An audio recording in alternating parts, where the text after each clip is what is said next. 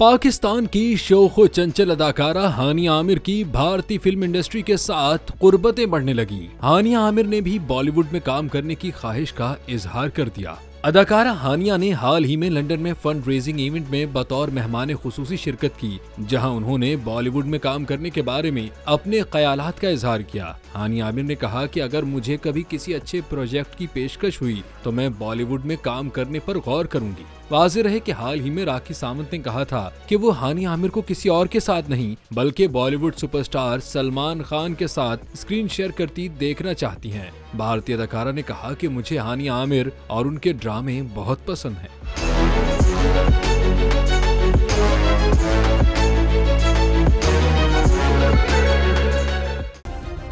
Subscribe करें और bell दबाएं ताकि कोई खबर रह न जाए।